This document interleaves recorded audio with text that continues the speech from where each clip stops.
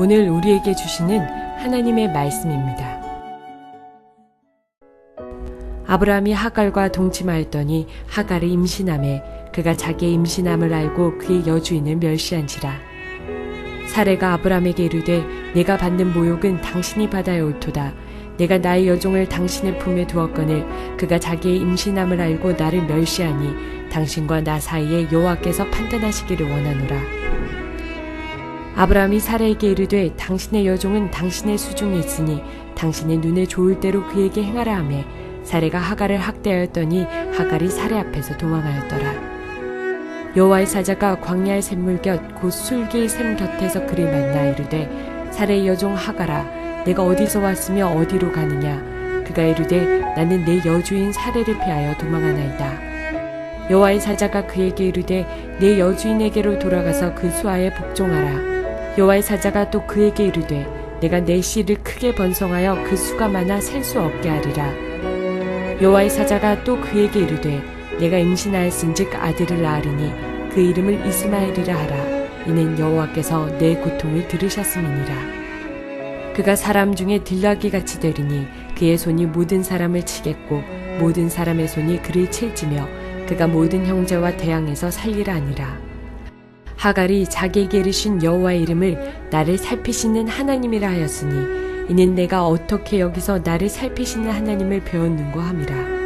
이러므로 그 샘을 브엘라헤 로이라 불렀으며 그것은 가데와 베레 사이에 있더라. 하갈이 아브라함의 아들을 낳으매 아브라함이 하갈이 낳은 그 아들을 이름하여 이스마엘이라 하였더라. 하갈이 아브라함에게 이스마엘을 낳았을 때 아브라함이 86세였더라. 성도 여러분 평안하셨습니까? 오늘도 주님의 은혜가 여러분들의 하루를 지배하시기 바랍니다. 오늘 우리가 은혜를 나눌 하나님의 말씀은 창세기 16장 4절에서 16절 말씀입니다. 아브람과 사라가 하나님의 약속을 이루기 위해 인간적인 방편을 동원한 결과 그는 이스마엘이라는 자식을 얻습니다. 그러나 이 자식을 통해서 많은 고통을 얻게 됐습니다. 특별히 하갈이 사라를 멸시하고 조롱하기 시작합니다. 그래서 결국은 이스마엘과 하갈은 이제 그 집에서 쫓겨납니다. 그런데 오늘 본문의 내용을 보면은 그 쫓겨나는 과정 속에서 그들을 향한 하나님의 사랑과 하나님의 태도가 어떠한 것인지를 우리한테 보여주고 있습니다. 지금 하갈과 이스마엘은 약속의 자손들이 아닙니다. 약속의 후손들이 아닙니다. 그럼에도 불구하고 하나님께서는 그들을 찾아가셔서 위로해 주시고 상담해 주십니다. 이것이 무엇을 말합니까? 믿지 아니하는 불신자라 할지라도 하나님의 사랑은 제한이 없다는 얘기입니다. 우리가 지나친 선민의식, 우월의식에 사로잡혀서 우리 믿는 사람만 최고고 믿지 아니한 사람은 하나님께서 버려두셨다라고 생각하면 안 된다는 얘기입니다.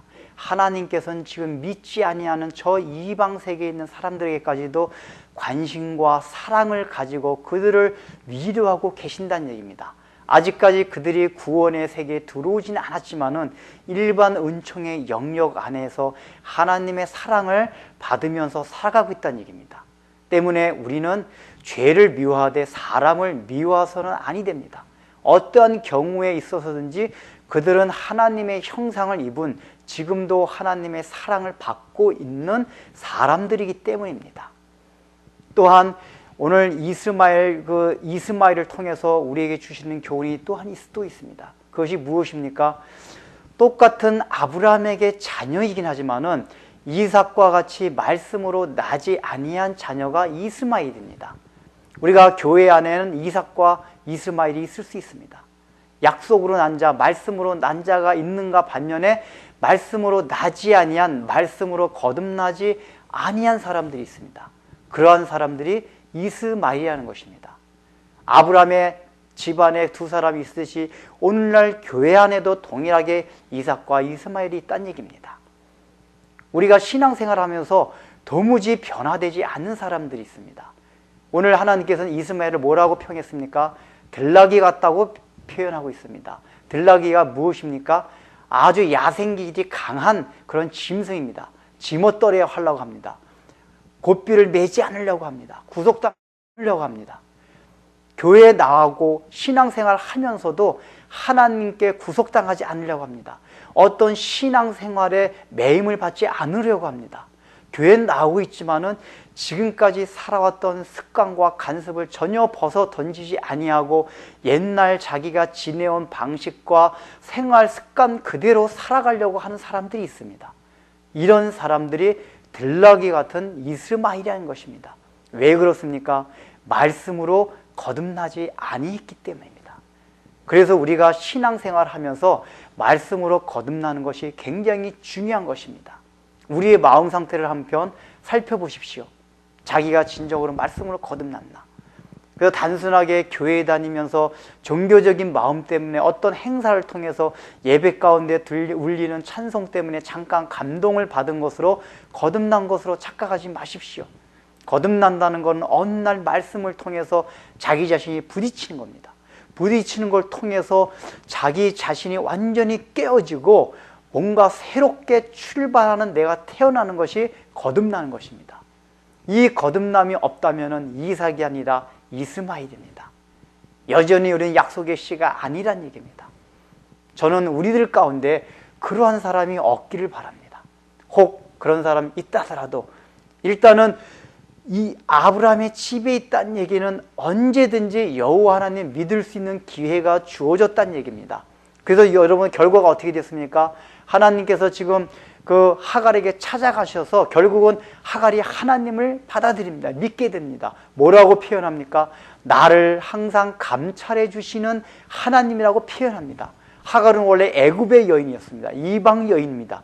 그럼에도 불구하고 이 하갈의 고백은 성경에 나오는 최초의 이방인이 하나님에 대한 신앙 고백입니다. 즉 그가 신앙을 받아들였다는 얘기입니다. 이스마엘도 신앙을 받아들였다는 얘기입니다. 그래서 다시 아브라함의 집으로 들어갑니다. 이 얘기가 무엇을 뜻합니까? 비록 약속의 씨가 아직까지 아니다 할지라도, 말씀으로 거듭나지 않았다 할지라도 우리가 그 가운데서 하나님을 만나게 되면은 믿음의 후손 안에 들어갈 수 있다는 것을 보여줍니다. 그래서 육신적으로는 지금 하갈, 이스마엘이 아브라함의 씨, 이삭의 씨와 다른 아람 민족의 조상이 되었지만 그들도 영적으로는 얼마든지 그리스도 안에 들어올 수 있는 자들이 되었던 것입니다. 이것을 통해서 우리가 일단 교회 안에 들어왔으면은 말씀으로 자기가 깨어질 수 있도록 늘 마음 문을 열고 있어야 된다는 얘기입니다. 우리 기도하겠습니다. 하나님 아버지, 참으로 인간의 방패를 동원한 결과가 얼마나 무섭다는 것을 우리가 하갈과 이스마엘의 또 출생을 통해서 배웠습니다. 이러한 우를 범하지 않도록 도와주시고, 또한 하나님 아버지와 하갈과 이스마엘이 비록 약속의 씨가 아니다 할지라도 얼마나 하나님께서 그들을 사랑하셨습니까?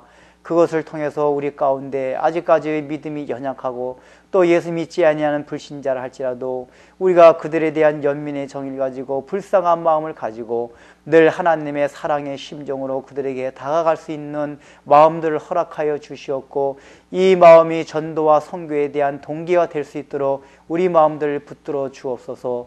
또 혹 우리 가운데 아직까지 교회는 다니고 있지만은 말씀으로 거듭나지 못한 약속의 시자가 아니라면은 참으로 주님께서 그들의 마음을 깨워주시고 말씀으로 그들을 하나님 아버지와 부수어 주시사 새롭게 나게 하여 주시고, 이제까지 살던 모든 습관과 방식을 벗어던지고 들나귀와 같은 삶으로 살아가지 않도록 주님께서 은혜를 베풀어 주옵소서. 예수님의 이름으로 기도드립니다. 아멘.